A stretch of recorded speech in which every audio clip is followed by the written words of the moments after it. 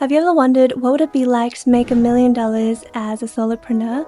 Maybe you're picturing someone that's rolling in cash and sipping on pina coladas at the beach. But the real question we should be asking is, what does it really take for regular people like us to get there?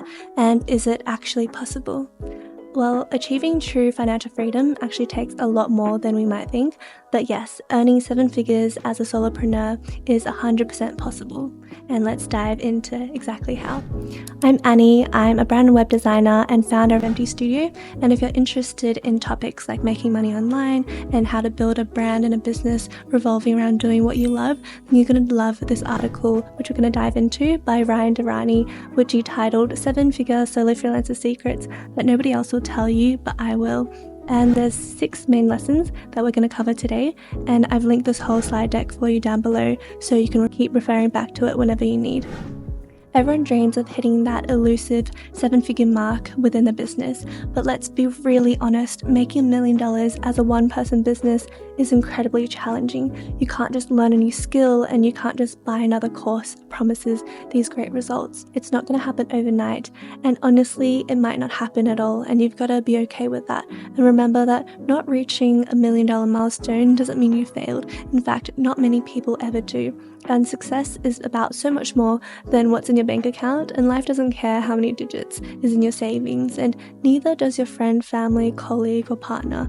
So now that we've gotten that all out of the way, let's dive into the good, the bad, and the ugly. Secret number 1 is to manage your expectations. People really ruin their chances of success by expecting way too much way too soon, and that is hands down one of the biggest pitfalls I see a lot of entrepreneurs make, is setting these sky-high expectations from day one. And ambition is great, but let's be real, not enough people have realistic ambitions, and I see it all the time.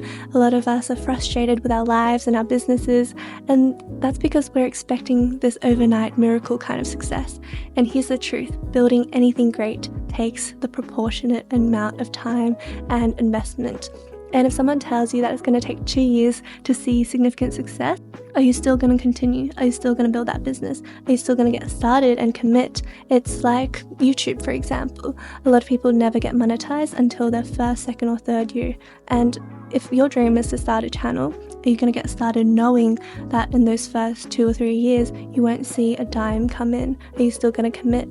And the thing is, if you continue with the life you're living now, you're going to your 9-to-5 job, 2 or 3 years from now, you're still going to be in the same place wondering what if. But you have to remember that launching a business is not easy. And you can't just slap together a landing page like what some gurus might say and send out some cold emails and reach out to a few potential leads, and then voila, there's clients, there's money coming through the door. That's just not how it works. There's a lot more that goes into it, and instead of rushing, try to reverse engineer your dream life. If you want to make $100,000 a year, cool, but what are you willing to do to achieve that? And be really honest with yourself about your abilities and your timeline. And here's a more realistic timeline of your first year in business. Month 1 to 3, expect to earn $0. You're probably building your portfolio at this point and maybe working for someone for free. And then month 4 to 6, you're likely to have connected with your first paying client and start to replace your old income. Month 6 to 8, your client might be really happy with your work and have referred a friend, so you'll see some more sustained income. And then month 9 to 11, you could actually start to earn a bit more than your previous job. And then from the 1 year mark onwards, if all works well, you could start to earn maybe a bit more or even double what you did before. So you can see there's a real snowball effect. It takes a lot of momentum to begin with, and there is that state of stagnancy that you just have to pull through. But towards the later stages, you can see the results really start to pay off. And I love this quote, "There are no guarantees in this life, only strong possibilities," and that's good enough for me. Secret number 2 is busting this myth of freelance freedom. And the word freelance is actually quite misleading. Historically, it means fighting for whichever country paid you the most. And in a modern day context, you switch the word fighting for working and country for client. And now you put it together and freelance means working for whichever client paid you the most. And this kind of results in us being stuck in this perpetual loop of selling our time for money. And we can glamorize it in whichever way we like.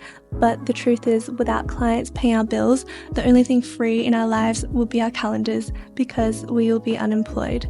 And here's the reality: the more money you make, the less time you'll have to actually enjoy it.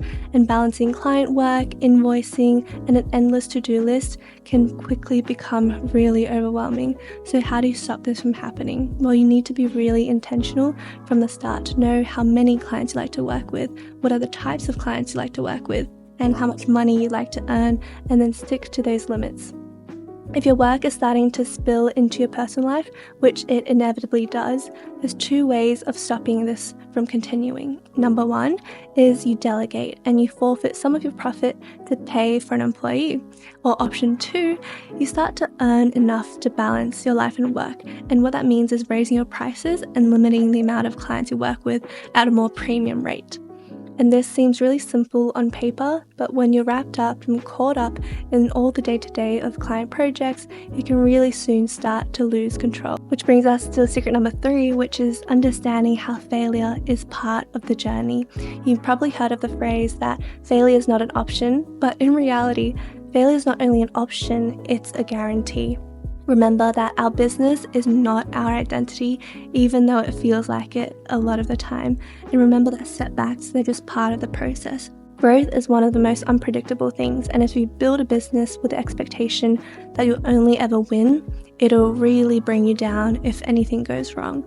So don't put your own expectations or your clients' expectations above your own health and sanity. And once you let go of this fear of failure, everything becomes so much easier. So secret number 4 is to spend money to make money. And this is an obvious one, but it's a lesson that most entrepreneurs either learn too late or refuse to actually take action on. When the chips are down, you need reliability. And to create reliability, you need cash. And to have cash, you need clients. And that is why you should invest in sales processes and lead gen systems before you ever actually need them.